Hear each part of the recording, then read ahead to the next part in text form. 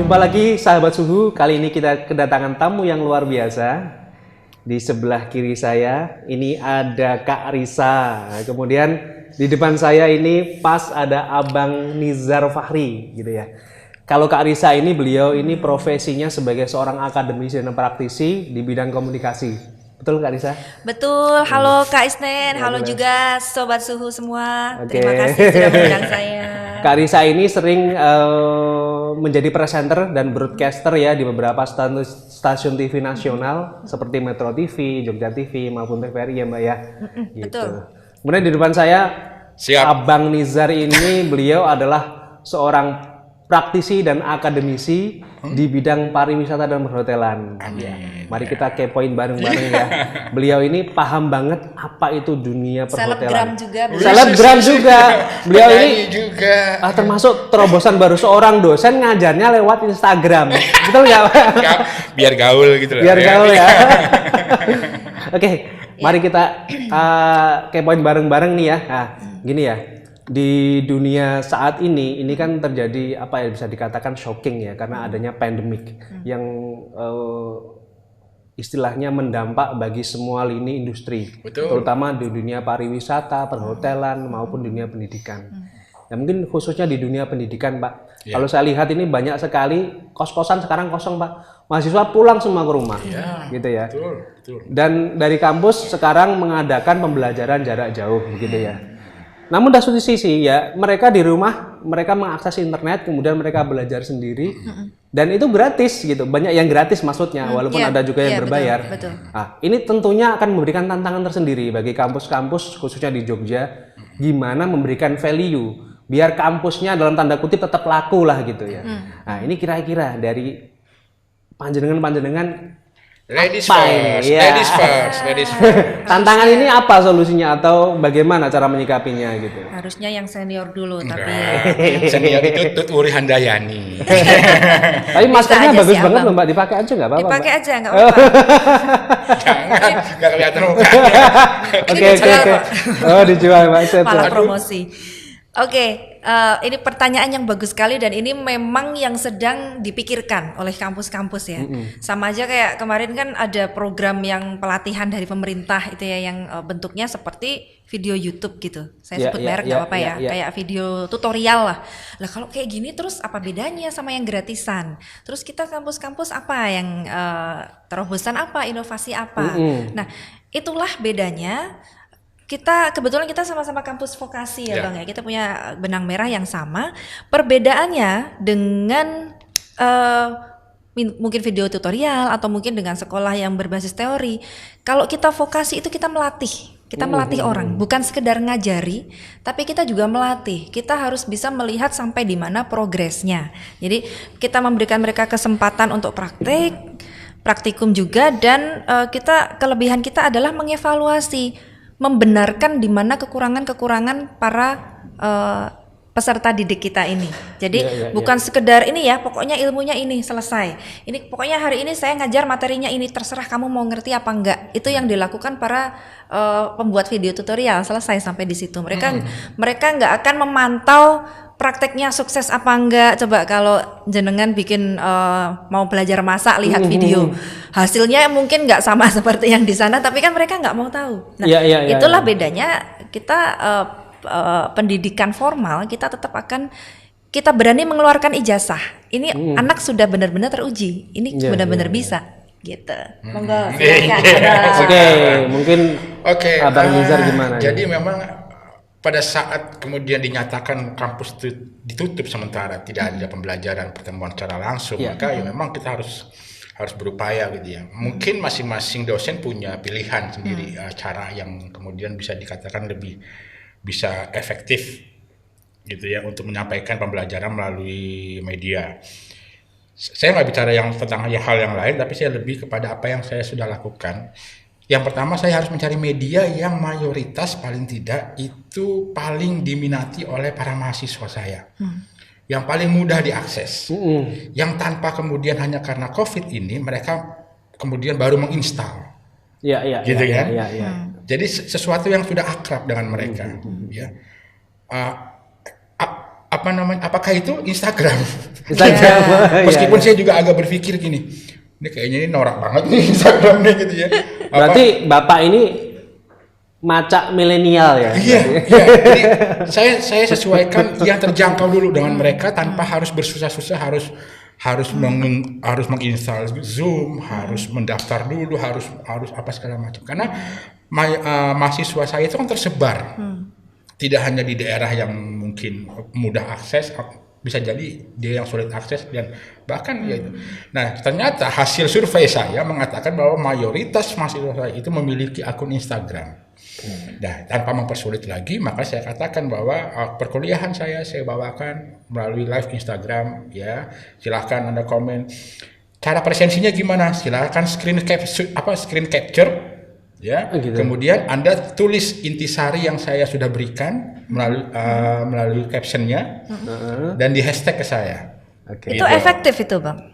Ya, meskipun ya pokoknya mereka merasa yakin mereka sudah ikut ya, meskipun saya sih ngelihatnya bahwa nggak mungkin juga satu-satu saya ini kan ya, tetapi karena mereka juga kangen satu sama lain gitu ya, bertemu di satu media gitu ya. Saya perhatikan itu komen-komennya, malah yang ada, halo Say, aku kangen padamu. Terus saya tegur di situ, itu siapa yang komen di situ, gitu kan? Iya, sorry Pak, kayak gitu kan. Saya juga kangen sama Bapak. Ada juga gitu.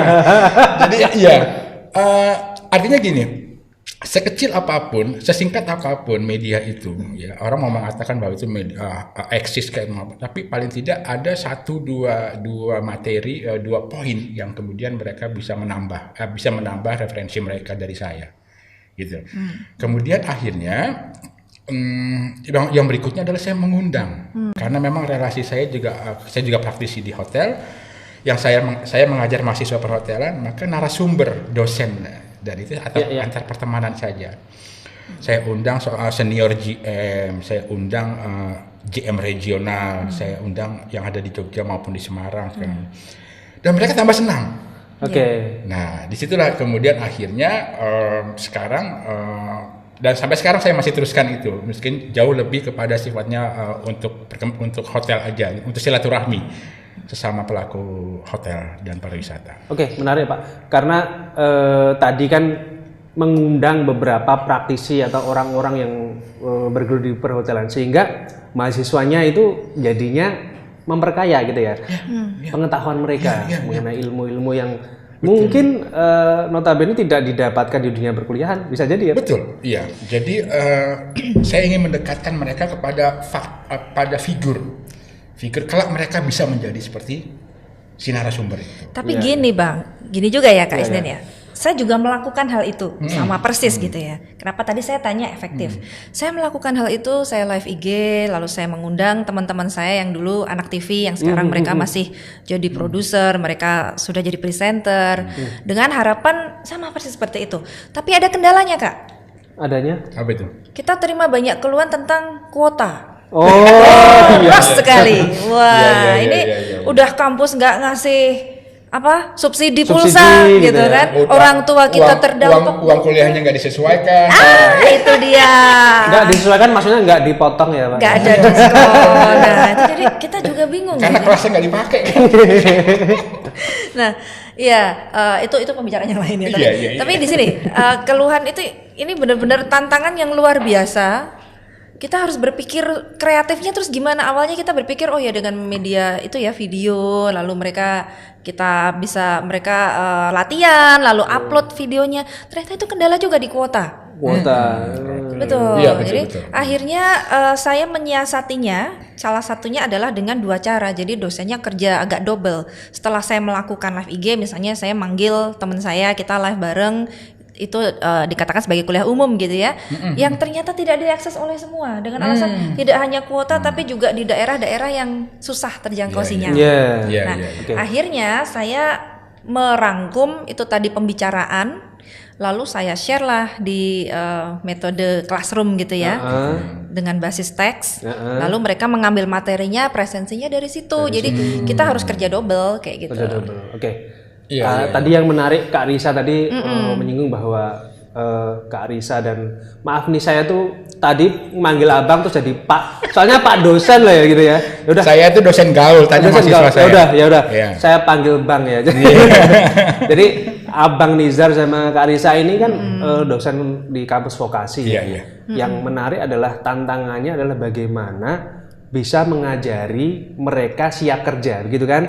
Melatih benar-benar. Betul. Nah ini kalau bicara melatih, ini tidak sembarangan orang bisa melatih. Harus punya kompetensi, harus punya benar-benar punya ilmu praktisnya. Gitu. Betul. Mungkin panjenengan berdua ini karena satu di dunia perhotelan, Bang Nizar ini GM salah satu hotel di Jogja ya. Nah, kemudian Kak Risa juga beberapa kali ngisi di acara-acara stasiun TV gitu ya. Jadi artinya benar-benar secara kompetensi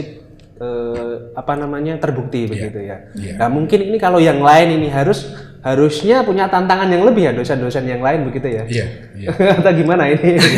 Kondisinya saat ini gimana? Betul. Jadi kami ini barangkali mungkin termasuk dosen yang era yang sekarang, era di mana transformasi teknologi itu sedang berlangsung, gitu kan. Beda dengan pada saat saya dahulu masih menjadi seorang mahasiswa gitu. Dilalanya kemudian karena memang passion saya juga mendidik gitu ya. Kemudian saya bekerja sesuai dengan perkuliahan saya. Kemudian saya mengambil gelar untuk syarat untuk bisa mengajar, dan alhamdulillah sekarang saya mengajar juga gitu kan, juga. Nah, mengajar di era transformasi teknologi seperti sekarang ini. Bukan hanya teknologi tetapi juga industri, gitu ya. Sehingga memang kami dituntut untuk menjadi seorang dosen yang memang betul-betul memahami bidang yang kami ajarkan gitu. Gitu. Nah, memahami bukan hanya sekedar kami mendeliver apa yang kami baca, gitu, yang kami pelajari, tapi yang kami lakukan, yang kami alami.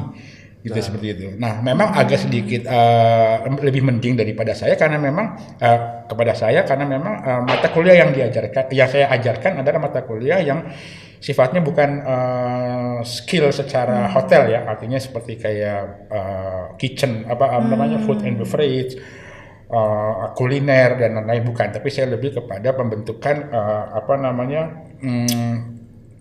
saya di bidang MICE.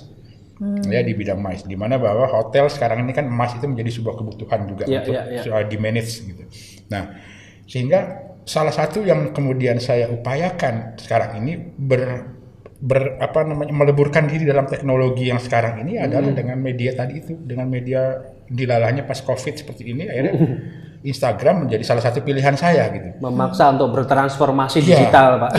Kemudian mendatangkan para praktisi yang memang kenyataannya mereka sekarang setengah bekerja sudah seperti apa yang dia ingin, apa yang dicita-citakan oleh para mahasiswa. Ini kalau nggak praktisi, nggak punya link channel orang-orang terkenal seperti Bang Nizar ini susah. Iya, susah. Kalau saya lihat di IG-nya, nanti teman-teman follow aja IG-nya.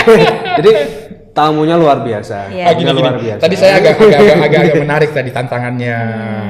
Mbak Risa mengatakan bahwa sulit, nggak ada yang mau follow, nggak ada yang mau ikut, nggak ada yang mau mengakses gitu ya, pada saat kita membuka kelas di IG.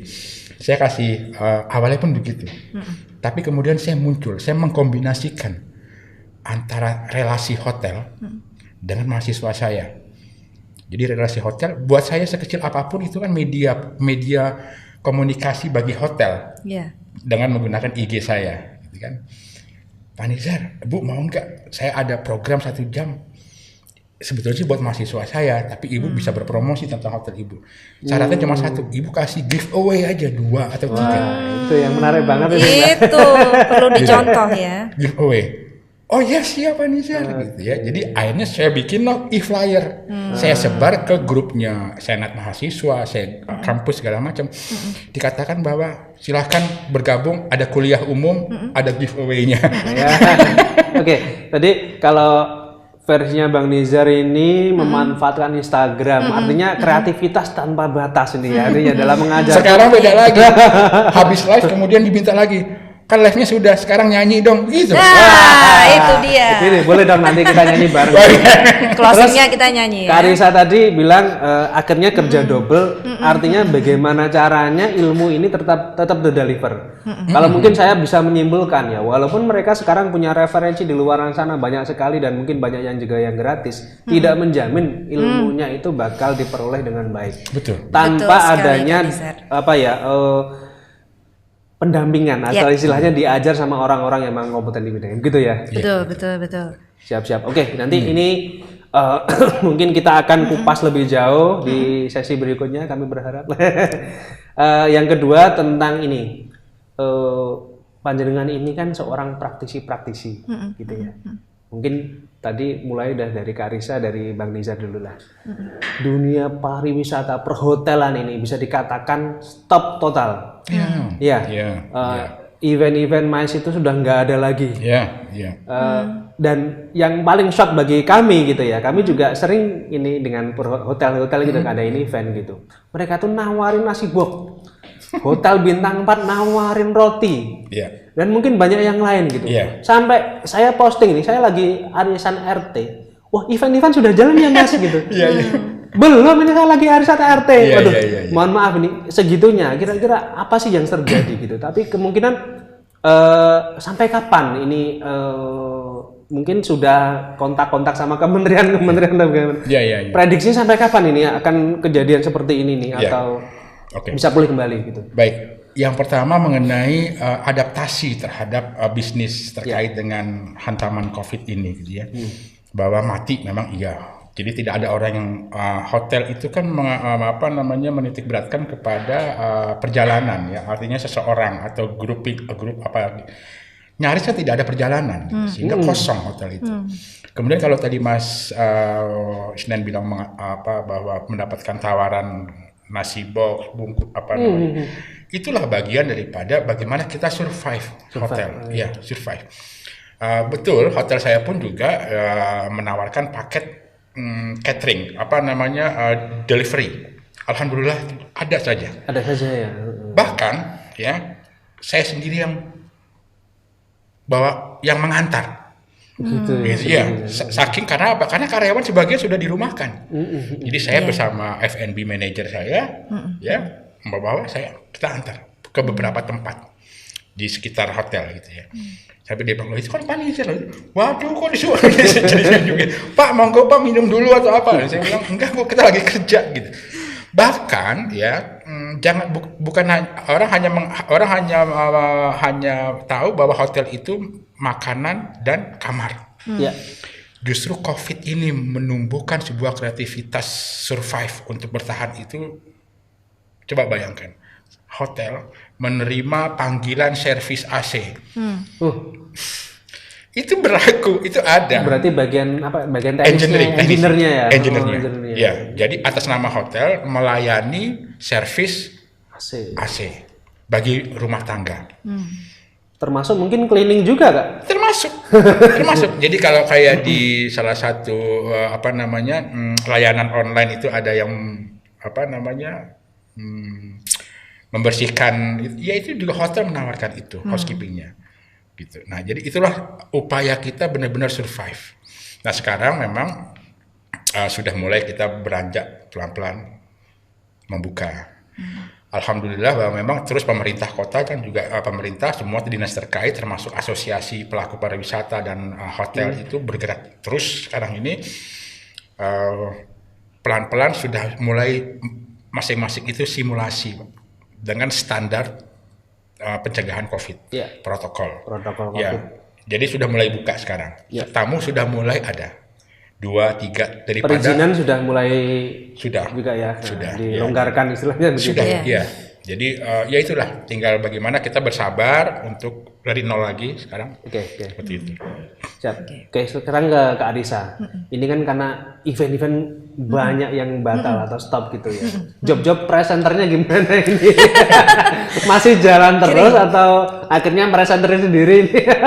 Sebelum saya masuk ke job saya, sebenarnya saya pengen tanya balik ke Kak Isnan. Jenengan kan juga pelaku ini ya, event MICE. Ayo, terdampak enggak? Terus gimana shiftingnya supaya survive? Ayo, gimana? Apakah ya. ini juga termasuk salah satu bentuk nih biasanya jadi penyelenggara sekarang jadi presenternya? Ini pertanyaan yang tajam banget ini. Nanti saya juga nanya loh. Gimana, Bang? Iya kan saya juga presenter juga nanti saya. Oh gitu. Kita juga presenter ya. Gini, jadi ya kami juga di dunia pendidikan ya, tapi pendidikan Iya, kami betul, non Pak. formal. Iya, betul. Ya, kalau panjenengan di dunia formal, saya di pendidikan non formal. Itu sangat terdampak. Bisa dikatakan 4 bulan ini saya ODP, orang duwe penghasilan. Oh. Ya karena semua event batal, ya, event-event batal. Tapi saya gini ya, ada musibah pasti ada berkah. Betul. Nah, bagi saya menatap ke depan. Kita mau ngapain nih? Betul. Ya udah, kita mulai. Makanya saya nggak pernah belajar presenter nih. Ini beliau nih. Iya. Mungkin seharusnya saya sebelum nge-hostin ini belajar dulu ini, diajarin dulu sama abang sama kakak ini. Iya, beliau ini. Oh, gini. Saya Gitu. takut nanti profesi saya tergusur ini kalau jadi nggak bisa. Tapi ya mau gimana lagi, ya udah kita coba. Iya. Justru ini COVID berkah buat kami. Artinya kita sudah mulai, artinya kita di pelatihan yang awalnya offline, kita sekarang ada online training dan kita memikirkan value apa yang bisa kita berikan. Begitu. Terkadang memang peluang itu justru malah bisa muncul pada saat ada kesulitan. Iya. Gitu. Jadi artinya kreativitas itu bisa dipaksa untuk dimunculkan akhirnya karena memang keadaan. Menurut saya yang kita butuhkan sekarang itu ada 2 sih, Kak. Yang pertama adalah semangat yang pasti. Itu yang banyak orang kemarin down ya, sangat-sangat down. Nggak siap gitu ya. Nggak siap, kita dipaksa. Kita tahu kita sudah mau mulai masuk ke industri 4.0, kita sudah harus beralih ke teknologi, tapi kita tuh istilahnya baru mulai merangkak, kita baru mau menyiapkan platform segala macam. Tahu-tahu dengan corona ini dipaksa gitu ya, semua. Makdiar gitu ya. Kita dipaksa semuanya untuk beralih. Kalau kita yang tiap hari pegang gadget, kita yang sudah tahu teknologi tidak terlalu sulit. Tapi mereka yang sama sekali tidak pernah pegang, itu benar-benar terpukul dengan kondisi seperti ini. Tidak, tapi begini ya. Istilahnya kalau seperti petinju dipukul KO oke lah beberapa lama nggak apa-apa. Tapi kita harus bangkit. Seperti yang tadi disampaikan itu betul. Kita memang harus bangkit.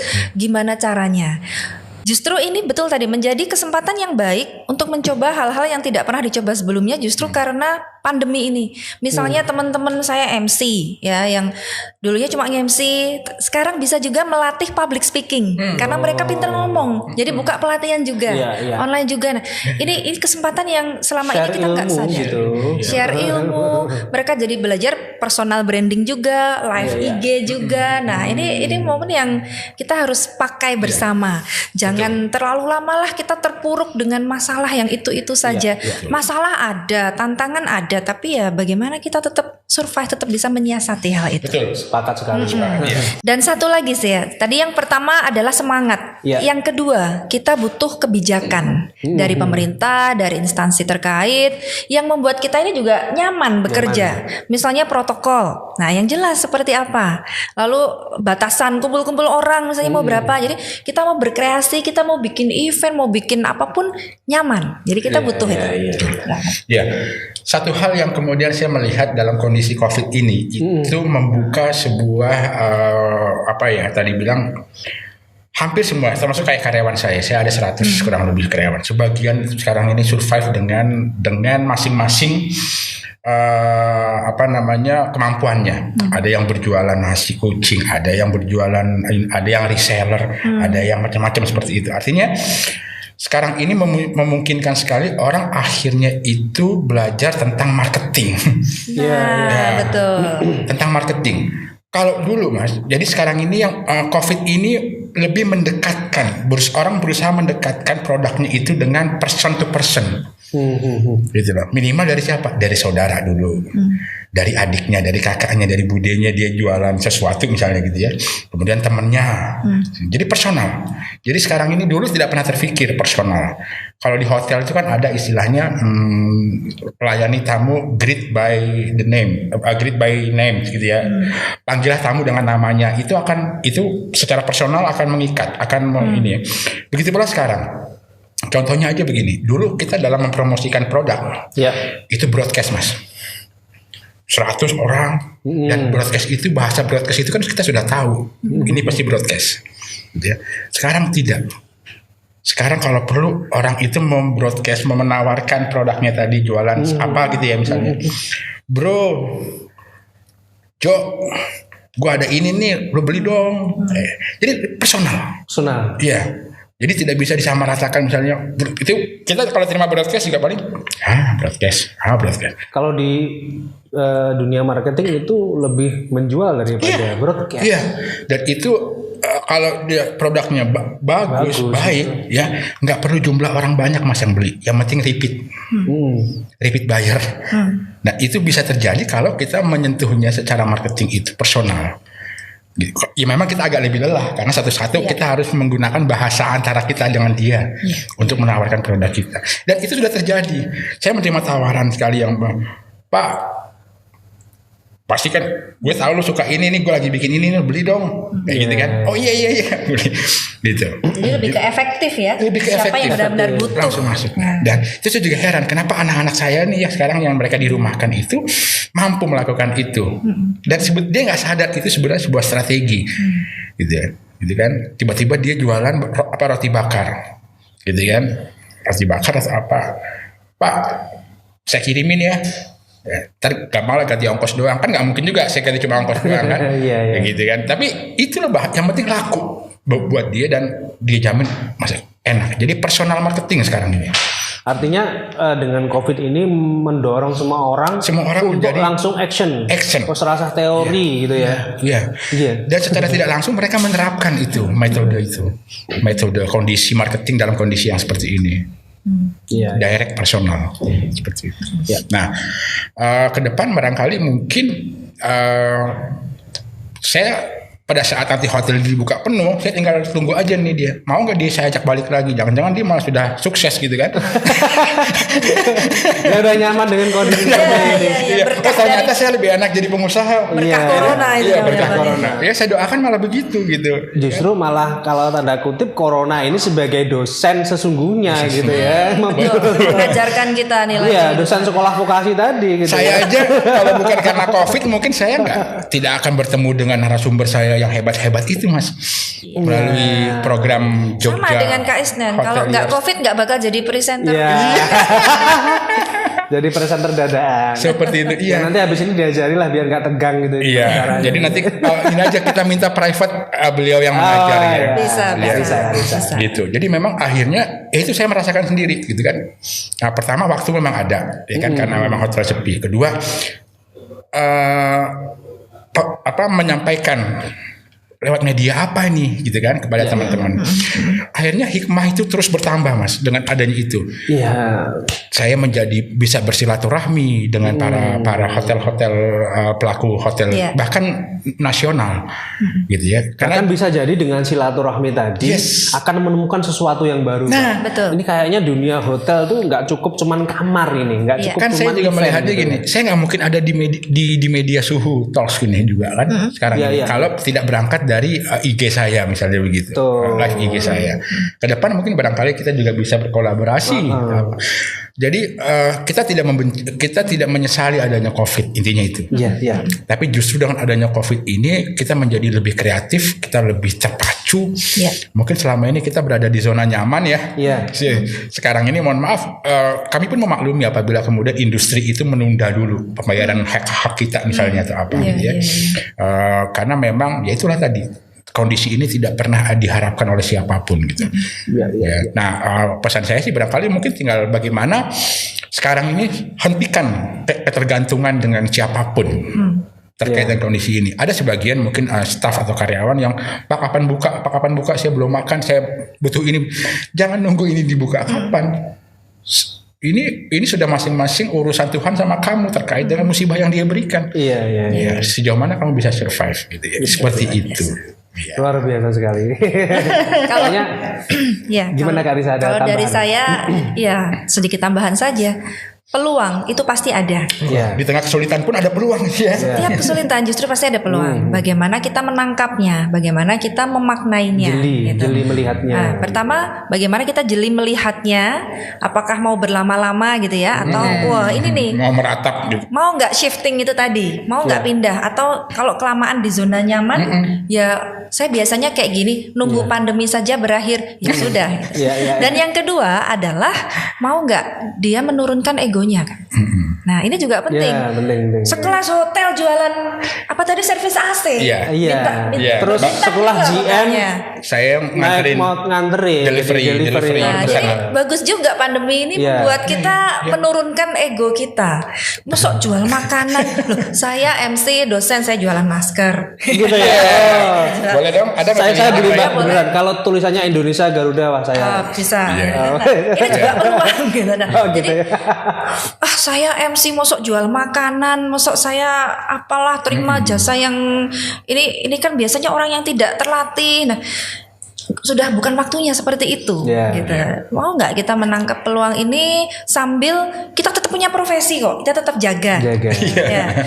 Nggak terus kemudian saya tiba-tiba jadi deliver jadi pengantar makanan, terus kemudian relasi saya jadi pada menjauhkan ya enggak. Tidak juga gitu. Tidak Justru itu menurunkan value, Pak. harga diri kita juga. Kita tetap punya profesi yang kita pegang. Betul. Ini justru kelebihan. Kita mampu nggak beradaptasi. Oke. Ya. Artinya di balik ada musibah pasti Ada peluang. Pasti ada peluang. Pasti ada kemudahan. Gitu. Baik, ini diskusi kita ini sangat menarik sekali. Saya berharap nggak cukup sampai di sini ya. Oke. Kita bisa ngopi-ngopi di luar maksudnya. Boleh, siap. Ini juga berkah buat saya mengenal Mbak Risa, ya kan, Mas Isnain, gitu. Ya. Artinya, ya itulah berkah. Ya. Ya kan, tidak ada sesuatu yang paling bernilai selain hubungan. Kan? Hubungan baik gitu. Kita nggak punya uang selama masih punya teman banyak, ibaratnya itu kan. Nah, saya tinggal bilang aja sama Mbak Risa, pinjam duit dong misalnya gitu kan, bisa gitu. Karena kenal.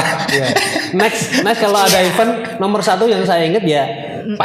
Saya pun juga begitu. Ini, saya kalau ada event gitu. kalau nyari MC ini gitu ya. Kirim CV boleh. Iya. Ada beberapa hal yang mungkin nanti kita bisa sama-sama sinergikan gitu ya. Ada beberapa event terkait Kota Jogja, kebangkitan pariwisata, apa yang mungkin barangkali saya bisa kolaborasi. Kita bisa berkolaborasi sesuai dengan bidang masing-masing gitu. Yang penting tetap bergerak, Mas. Tetap bergerak Harus terus. bergerak. Ya, betul. Kalau punya mimpi segera bangun dari tidur gitu ya. Jangan mimpi terus gitu. Betul. Oke, baik. Sahabat Suhu ya. Terima kasih Abang Niza, terima kasih Kak Risa atas waktunya, sharing ilmunya pada hari ini gitu ya. Semoga ini bermanfaat bagi kita semua. Amin. Ya. Sampai jumpa di episode berikutnya.